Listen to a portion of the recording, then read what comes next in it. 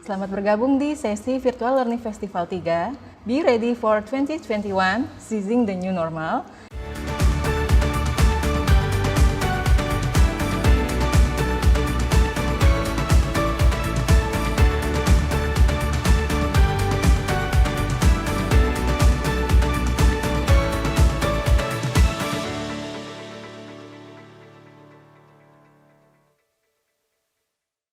Sebelumnya, perkenalkan dulu, nama saya Nastiti Handayani. Saya di sini sebagai host yang akan memandu sesi webinar kali ini. Dan pada sesi ini temanya adalah 4 types of employees and how to productively manage them, yang akan difasilitasi oleh Bapak Muhammad Yunus Yusuf, SE, MM, MNLP, CPHR, CHT, CHA, CBHA. Kalau begitu, sekarang kita langsung saja mulai sesi materinya yang akan dibawakan oleh Bapak Muhammad Yunus. Oke, silahkan Pak, waktu dan tempat saya persilahkan. Ya, Assalamualaikum warahmatullahi wabarakatuh.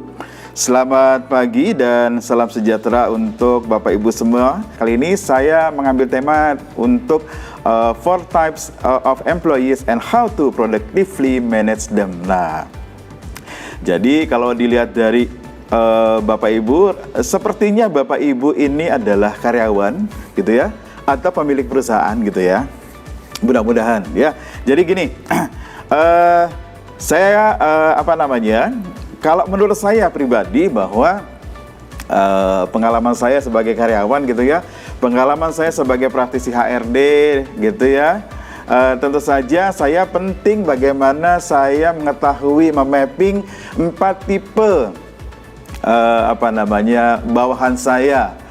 Saya pribadi ya sebagai katakan gini, ketika saya direkrut gitu pertama kali atau saya dipindahkan mutasi atau relokasi ke tempat lain atau ke bagian lain, pertama kali yang saya harus ketahui adalah saya harus tahu nih, saya harus mapping dulu tim saya seperti apa, bawahan saya seperti apa gitu ya. Nah, tujuannya salah satu adalah bagaimana saya memudahkan saya proses untuk membangun engagement. Bagaimana membangun keterikatan saya sama mereka lebih cepat, gitu ya. Sehingga membantu bagaimana proses-proses target, bagaimana proses produktivitas ini bisa dengan cepat, bisa dengan waktunya tidak terlalu lama gitu ya. Karena apa? Pentingnya adalah tujuan kita membangun engage, membangun trust dan membangun hubungan baik dengan tim. Salah satunya adalah kita tahu tipenya mereka. Karena saya percaya dari tim yang kita kelola gitu ya, dari tim yang kita kelola katakan misalnya ada 5, 10 atau berapapun jumlahnya, adalah ini memudahkan kita untuk melakukan pendekatan yang lebih tepat gitu ya, lebih mengenai sasaran dan lebih efektif ketimbang kita mengeneralisasi bahwa kita berlakukan sama. Dan ini adalah style saya. Nah, menurut saya adalah kita harus berbesar hati membuka diri untuk bagaimana kita lebih melakukan jemput bola, kita engagement dengan mereka. Nah, salah satunya adalah memudahkan kita tahu nih tipe-tipenya mereka. Oke, terima kasih Pak Yunus. Selanjutnya ada pertanyaan lagi nih dari Bapak Muhammad Arif. Apakah bisa karakter DISC personality ini yang kita miliki di setup agar situasional tergantung lawan bicara yang kita hadapi? Di setup situasional, oke. Situasional itu sebenarnya kembali lagi bahwa setiap orang punya. Ini cuma strategi, menurut saya bukan di setup Pak. Itu adalah strategi seseorang ketika ketemu orang yang berbeda, dengan tipe yang berbeda untuk memudahkan melakukan semacam building rapport, membangun trust, membangun hubungan baik. Biasanya dia akan menyesuaikan dengan tipe orang yang dihadapinya dia. Seperti contohnya adalah seorang sales kepada calon pembeli gitu ya, atau seorang nasabah, seorang marketing di bank gitu ya, terhadap calon nasabah. Yang dilakukan adalah bagaimana dia tahu tipe karakternya si calon pembeli atau calon nasabahnya dengan cepat, sehingga memudahkan dia untuk membangun membangun rapotnya. Contoh misalnya sederhana gini, saya ketemu tipe atasan atau tipe klien yang memang D banget gitu ya. Nah, saya nggak akan mengambil waktu banyaknya beliau. Saya taktis, hal-hal yang penting-penting saja saya sampaikan, karena bagi beliau itu waktu adalah uang. nggak suka bertele-tele, harus tegas, strict gitu ya. Kemudian juga langsung to the point, apa hasilnya kayak gitu. Jadi, nah dengan mengetahui tipe karakteristiknya dari D seperti itu, sehingga memudahkan saya pendekatan apa yang tepat untuk kalau ketemu tipe D gitu. Jadi sebenarnya ini menurut saya setuju dengan kata situasional, tapi adalah kita membranding kita untuk adaptif, beradaptasi dengan tipe yang berbeda, sehingga memudahkan bagaimana kita building connection, building rapport kepada saya bilangnya adalah mitra ya. Apakah mitra kerja, mitra klien, mitra usaha, ataupun namanya. Kalau istilahnya adalah kalau lawan itu konotasi di apa namanya proses filter kita adalah lawan itu apa sih gitu ya, lawan sesuatu yang kontra gitu ya. Jadi kalau saya lebih setuju Pak menggunakan kata mitra ya Pak, partner atau mitra gitu ya, partner usaha, partner ini gitu ya, mitra usaha gitu, kira-kira setuju Pak? Oke, nih lanjutan lagi nih Pak pertanyaannya. Apakah tipe-tipe ini juga berhubungan dengan usia kerja dan usia pegawai tersebut? Iya, tidak ada hubungannya, tidak ada hubungannya dengan usia dan sebagainya. Yang membedakan usia sebenarnya dan semangat itu adalah karyawan baru dan karyawan lama, itu aja sih. Biasanya kalau karyawan yang baru itu biasanya karyawan-karyawan yang masih muda gitu ya, baru lulus, punya apa namanya idealisme tinggi, biasanya semangatnya luar biasa untuk belajar, untuk maju dan sebagainya, tapi belum banyak dibekali pengalaman, belum banyak dibekali skill yang mumpuni, sehingga memang ya kadang-kadang nabrak-nabrak gitu lah. Nah, kita bantu untuk kita berikan konseling gitu ya. Nah, itu yang membedakan. Kalau menurut saya kalau dari tipe-tipe yang tadi DSJ itu nggak terlalu pengaruh sih. Itu lebih kepada kepentingan kita sih. Kita mau menonjolkan sisi yang mana yang dominan yang membantu kita. Karena apa? Oh, ternyata kalau dengan saya yang terlalu ini, saya sering lupa nih, nggak disiplin dan sebagainya. Nah, bagaimana membooster bahwa kita mengurangi yang negatifnya, bukan negatifnya, yang weakness-nya gitu, contoh gitu ya. Tapi kalau dari sisi tipe bawahan itu memang bisa dilihat dari usia kerja, termasuk juga tadi tipe yang santai, bisa jadi ini memang dialami oleh teman-teman yang memang masa kerjanya sudah lama. Kalau banteng itu masa kerjanya umumnya itu adalah usia-usia baru gitu ya, teman-teman yang masih trainee gitu, itu kan semangatnya ya oke banget gitu ya. Kira-kira gitu Pak. Oke, lanjut ke pertanyaan nih selanjutnya nih Pak. Agak panjang nih Pak ya, dari Ibu Joy Tumuyu. Tentang diagram yang star atau bintang tadi Pak. Untuk anak buah yang star, kemudian menjadi si santai, dengan penyebab demotivasinya sudah di luar kekuasaan kita sebagai atasan langsung. Sementara kita pun nggak mau kehilangan dia karena ngerti potensinya yang sebenarnya. Akhirnya dia akan do more hanya di saat-saat yang karena mau nolongin atasannya aja deh, tapi udah nggak terlalu peduli dengan penilaian dia. Bagaimana itu Pak?